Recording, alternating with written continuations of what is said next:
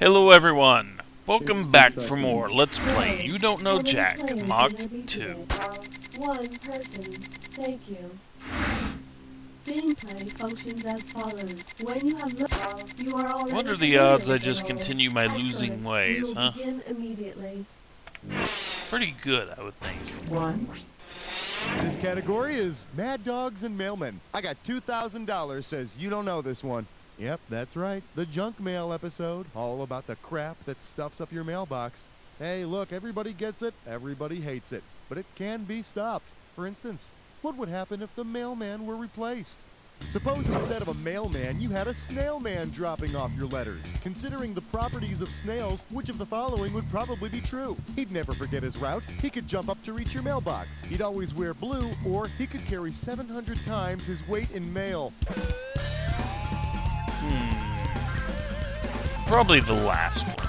What the hell are you thinking? Let me show you what I would have picked. Snails secrete a mucus-like substance when they travel, and it leaves this very easy-to-see trail behind them. So your snail man would always have a little mucus map to follow. Of course, the real problem with snail men is that the pigeons keep eating them. I didn't think they actually remembered that well. Oh well.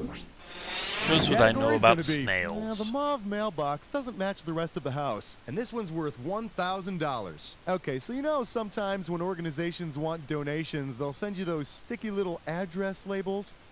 Well, suppose Bill Clinton keeps using those sticky address labels that he received while living in the White House. Where will his mail be returned? 20 Arkansas Avenue, 1300 Connecticut Avenue, 1400 Wisconsin Avenue, or 1600 Pennsylvania Avenue? Oh, the address of the White House. Well, I haven't been there since I was a young boy, but unless they moved it, the White House address is 1600 Pennsylvania Avenue. Of course, Bill's gonna be right back in hot water when they find out he's been using those Amnesty International labels without sending them any money. Yeah, they tend to get mad about that. I'm calling this one, You May Already Be a Christian. And this one's gonna be worth $2,000. Ready? Catch this. Say the early Christians had used the power of junk mail to spread the word. Since he's famous for his persuasive letters, whom could they have gotten to author their Join Our Club mailings? St. Paul, St. Matthew, St. Thomas, or St. Dick? Pretty sure Paul was the writer. St. Paul is famous for the letters or epistles he wrote to churches. And for sending along a free sample of laundry detergent with every scroll. Goodness, my shroud smells as fresh as a spring breeze in Bethlehem. I bless you, St. Paul. You know, if you're smelling your shroud, there's a problem. This one's called Just Because saying. Coupons Care. $1,000 at stake on this one. Okay, have you seen these coupons they send around now where they've got a picture of somebody who's missing asking, "Have you seen me?" And then on the other side there's this tasteful coupon? Well, given famous people who have disappeared and have yet to be found, which of the following would you not see in your pile of junk mail? AMELIA EARHART on a dry cleaning coupon, Jimmy HOFFA on a liquor store coupon, Virginia Dare on an oil change coupon, or Howard Hughes on a pizza coupon. I thought we knew what happened to Hughes. Howard Hughes may have been a freakish recluse, but he was never missing. Which kind of sucks, because I could have used that pizza coupon. Yeah, I could too. All right, don't freak Maybe out. we'll get one of the others but on you're a about pizza to jump coupon. head first Who into a knows? dis or dat. The category for this dis or dat is clean jockeys in the mailbox. Okay, I see you got this thing down. I'm just going to Charity put you or 30 Kentucky seconds on the Derby. clock, all right? Okay. Strike the gold, charity. Teaching tolerance. Save the children. Spend a buck.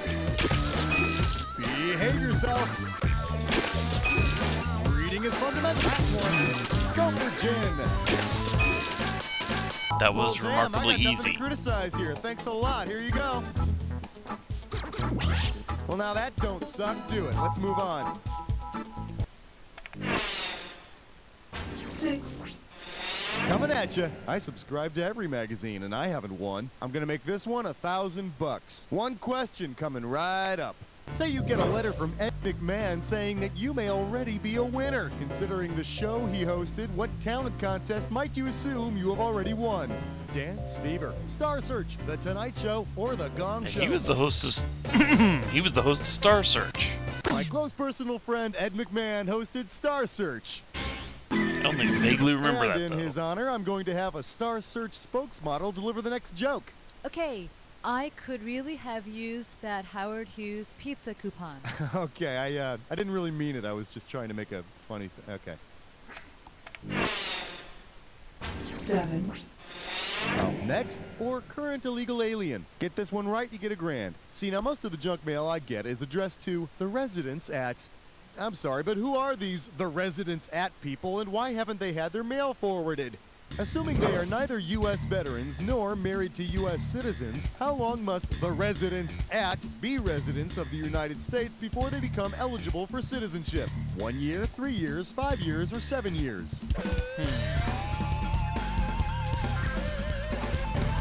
I don't remember. Does this ring a bell? To be eligible for It was U.S. 5. citizenship, a legal immigrant must have resided in the U.S. for 5 years. That's to make sure they've grown comfortable with American customs, like securing 7 or 8 credit cards with a low introductory APR. Bouncing between 3 and 5 there, and my voice is already Something gone. I call, it's like Yay. dating a rock. You get it right, I'm putting you up $2,000. You know, I don't know why I keep getting mail from those dating services. Like I need help. If one of those dating services were a radiometric age dating service, what would be the best phrase to print on the envelope? Ladies, looking for rings. We'll spot her for you. Get a half-life. Or we've got your atomic number. I'm pretty sure I'm radio. I think that's rings. No, if you were looking for rings, you'd be dating a tree. Hey, at least they don't talk back. Hey, if you got a minute, take a look at this. Radiometric age dating I was uses thinking known half-lives radio, of radial. radioactive substances to determine the Darn it. age of materials. Actually, I did go on a date with a woman through that service once, but she was way too old for me, like by 1 billion years. 9, The category is person enclosed, do not bend. You get this one, you pocket $2,000. Hey, check it out. That half-life dating service must have really paid off. Congratulations, your mail-order bride is from Jakarta. When she arrives, what country's stamp will you find stuck on her forehead? Thailand, Singapore, Venezuela, or Indonesia? I have no idea. Jakarta. The correct answer is Jakarta is the capital of the Republic of Indonesia. But be careful on your wedding night when you take off her geography bra. questions. Some objects may have settled during shipping. Better get set. This one's a when did happen. Here, I see. You've done this before? No doubt. Well, bully for you. The name of this when did happen is, some call it ambrosia. Okay, now everybody knows that junk email is called spam, right? Which just gives a bad name to spam, the tasty meat treat. Which brings me to 1937, the magical year that heaven came to earth when this event happened. Hormel introduces Spam to the world. So tell me, was this wonderful magical product introduced before Spam, after Spam, or has it never graced our world at all?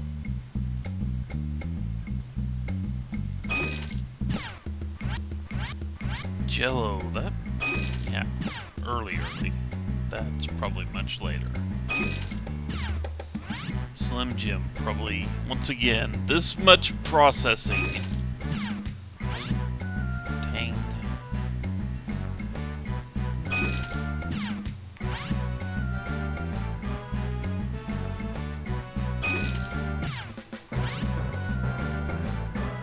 Decaf.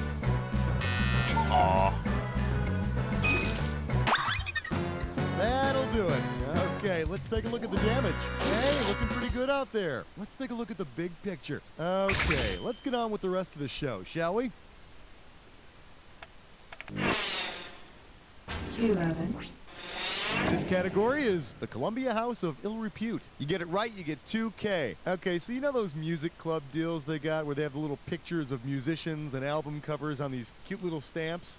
You know, you get 12 CDs for a penny, and oh, by the way, we now own your soul. Something Say like you're that. ordering the rap album To the Extreme. When you lick the backside to adhere the stamp, what might you expect to taste? Let's see, vanilla ice, iced tea, ice cube, or, salt and pepper. I used to own this album. I will admit it. There you go. To the Extreme was Vanilla Ice's big album, and you should consider yourself lucky that such a big star lets you lick his backside for only a penny. 12. The category's gonna be junk mail discussion groups. We're playing for $3,000 this time. Hope you're hungry. It's question time. Suppose the Book of the Month Club actually sends you a copy of the book Junk Mail. Who is that month's featured author? Martin Amis, Nick Hornby, William Burroughs, or Will Self? Never heard of that book. I don't know.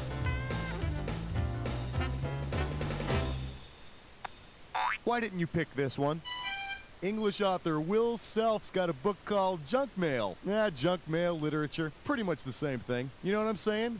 No. Books are dumb. Play more video games. More video games. 13. I'm calling this one Dead Letter Office Worker. How does $2,000 sound? Ready? Here's the question. Considering he killed a man over some mail, which of the following characters' houses might mail carriers try to avoid on their route? Biff Tannen from Back to the Future, Griffin Mill from The Player, Radio Raheem from Do the Right Thing, or Jack Walsh from Midnight Run? I don't recall Biff Tannen doing it. What do you say we Don't check know out that the from right Do the answer? Right Thing.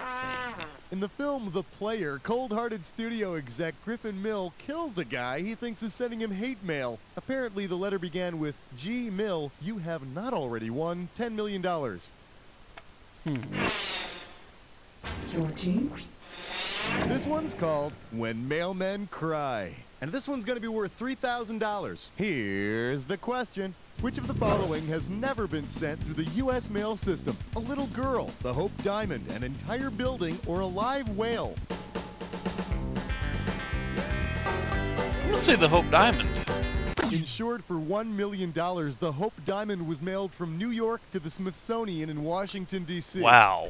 And my mom freaks out when I put $1 in a birthday card.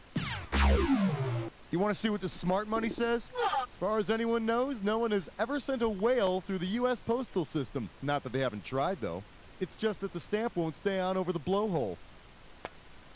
That's why you put it on over the eye or something else that won't expel air.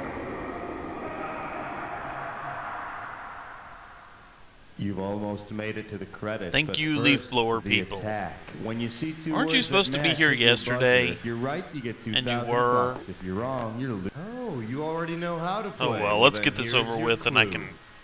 Or current resident. Oh, that reminds me. I have to order more of those return address labels. See ya. Monticello. Monticello. One of those ways to say it. Neverland Ranch.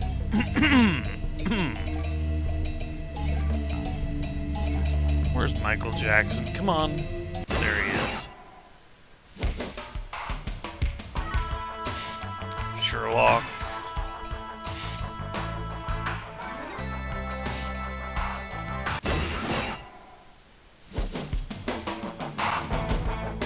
Xanadu. Who was Xanadu?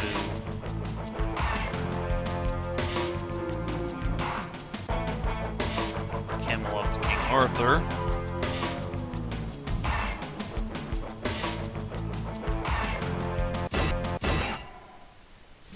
Yeah, I don't remember Xanadu. Don't remember Terra either.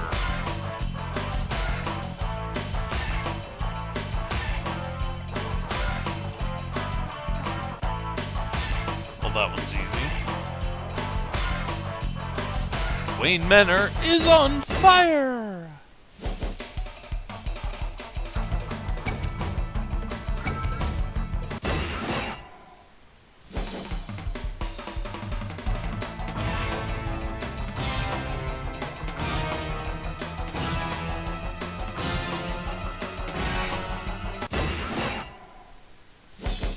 You know, I've never seen that movie. Yeah, baby, you were all over that attack. Let's see what you did to your score. That does it. Player one, I couldn't have done a better job myself because I wouldn't have played by myself. I would have found something else to do, you know? Now, but seriously, player one, and this isn't easy for me to say.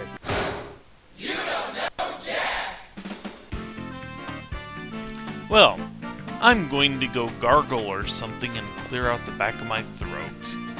You folks enjoy your day, and I will see you back tomorrow for more of me failing to answer basic trivia questions that I really should know by now. Please express your desire to play again. Take care, everybody. Wait, See you next time, Stay on. and I enjoy the gained 50 commercials. pounds in 2 weeks. I feel large and in charge. Watch out, people. Here I come. Chubba Bubba All Lard and Gravy Sports Drink is the easiest, most delicious way to put on those pounds. I enjoy a cold Chubba Bubba in the morning, one in the late morning, one at noon, one at 2 o'clock or so, one at dinner, one at the late evening. It's snack. that easy. Chug it down, America.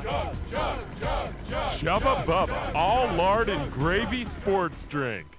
Derek Carling was a modern-day prodigy, adding flavor to a bland world. Derek was able to hear a song just once and then hum it all day.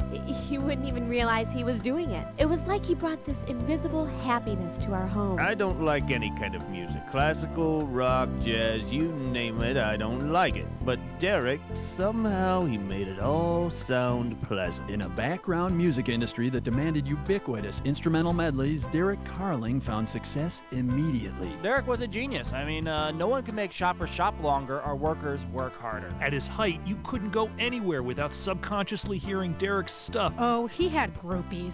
Until Derek's ego drove him into a nightmarish descent filled with booze and drugs. He went from audio architect to audio autocrat in about the blink of an eye. He crashed and burned good. Tonight, Derek Carling's 15 minutes of inharmonious infamy on Behind the Muzak.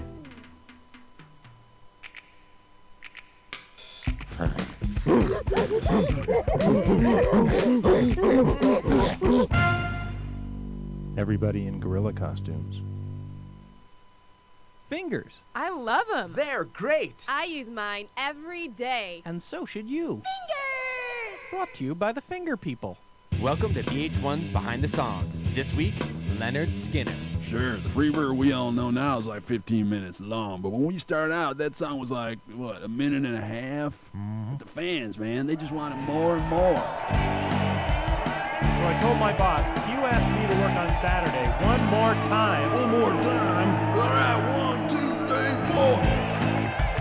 I was playing this video game and I reached the bonus level, so I one more time. All right, 1 more time. What's your name? One more time. What? One more time. All right, you got it. It was the weirdest fork. It had like one more time than regular forks. Woohoo! Tune in next week for another episode of VH1's Behind the Song.